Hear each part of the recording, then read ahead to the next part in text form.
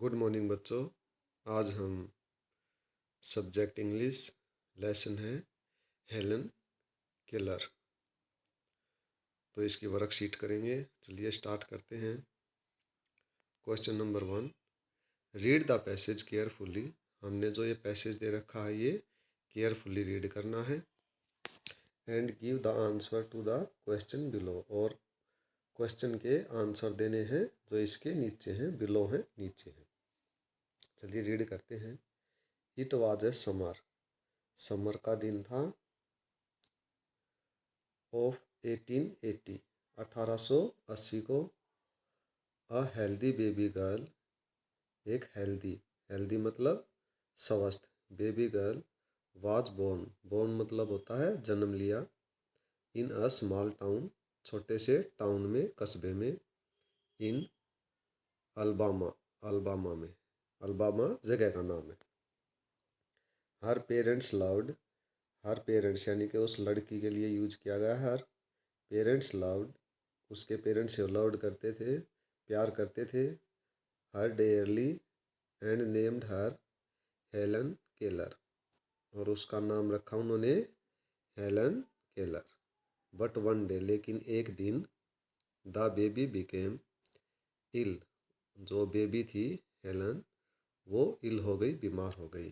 And day after day, और एक दिन के बाद एक दिन, हर फीवर स्टेड हाई, और उसका जो फीवर था वो हाई होता चला गया, बढ़ता चला गया। फीवर क्या होता है? बुखार।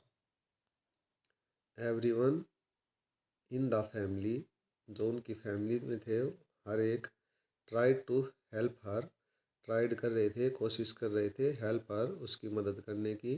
To get better, get better का मतलब होता है वो अच्छी हो जाए, इसके लिए उसकी पूरी फैमिली के जो मेंबर थे वो मदद कर रहे थे। But all they could say was, उन्होंने कहा, सब ने, देयर इज़ नथिंग, यहाँ कुछ नहीं है, मोर वी कैन डू, जिससे हम और कुछ कर सकें। The baby may not live, the baby may not live, यानी कि जो बेबी है हेलन है वो नहीं जी पाएगी।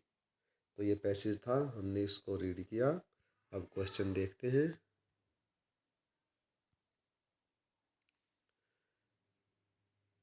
Question number 1, what year was Helen Keller born, वो कौन से ईयर में बोर्न हुई थी, जन्म लिया था। तो अभी हमने पढ़ा था 1880, 1880 में। Where was Helen Keller born, कौन सी जगह में जन्म हुआ था उसका, बोर्न हुई थी अल्बामा में, जगह का नाम था ये। What happen to Helen when she was baby, जब वो बेबी थी तो उसके साथ क्या हुआ था। व्हाट हैपन, क्या हुआ था, तो क्या हुआ था, शी बिकेम वेरी इल। आगे देखते हैं।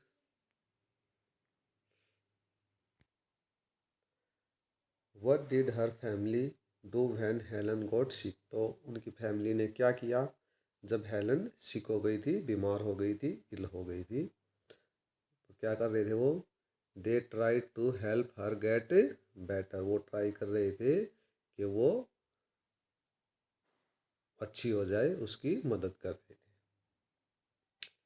What did the family think about, उसकी फैमिली थी जो वो क्या सोच रही थी, हेलेंस चेंजेस ऑफ सर्वाइवल, जो सर्वाइव कर रही थी वो बीमार थी तो चेंजेस आ रहे थे, वो क्या सोच रहे थे।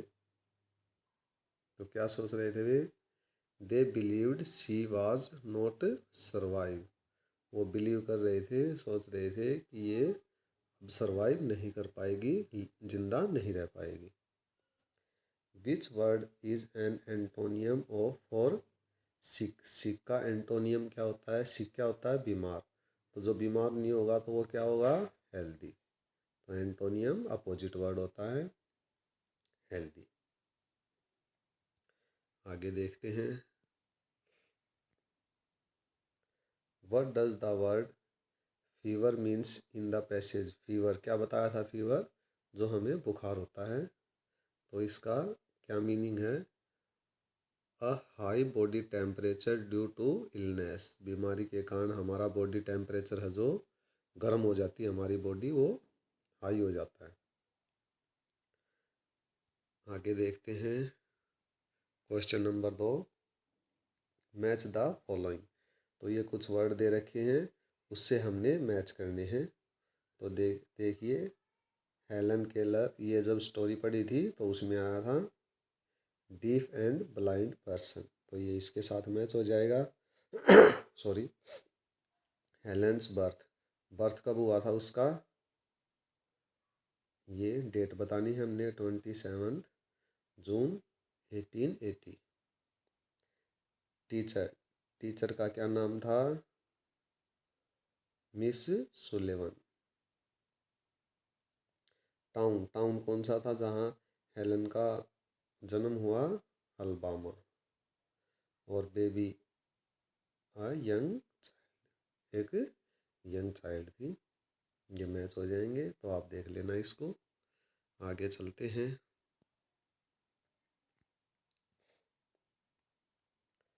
Fill in the blanks with suitable words in the box. तो ये बॉक्स में जो वर्ड दे रखे हैं, इनसे हमने फिल इन द ब्लैंक्स करने हैं।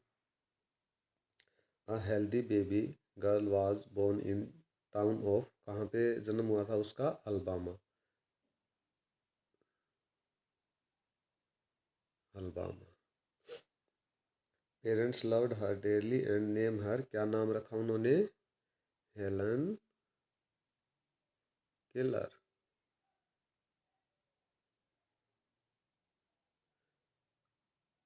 Helen lived but she was not the same after her, वो लिव कर रही थी लेकिन वो वैसी नहीं थी, आफ्टर हर इलनेस, बीमारी के कारण वो ऐसी नहीं थी, इलनेस।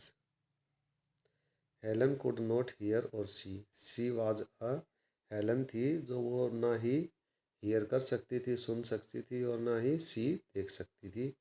तो वो क्या थी, तो देखिए इसमें है ना जो ऑप्शन दे रखे हैं, ऑप्शन में ये ब्राइट की जगह आएगा ब्लाइंड, क्या आएगा, BLIND, ब्लाइंड। और डेफ, DEAF, डेफ, ये आंसर आएगा इसका। ये इसको ठीक कर लेंगे ब्राइट की जगह, या इसमें ब्राइट भी आ सकता है, सी वाज है ब्राइट, ब्राइट का मतलब क्या होता है, ब्राइट का मतलब होता है कि वो शानदार थी, यानी कि सुनहरी थी। इसका हम बोल सकते हैं कि वो ज़्यादा समझदार थी, या तो ये लिख लेंगे या इसकी जगह ब्लाइंड एंड डेफ लिख लेंगे, दोनों ठीक हो जाएंगे।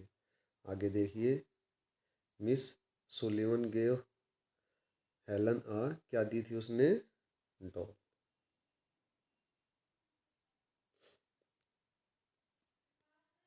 आगे देखते हैं,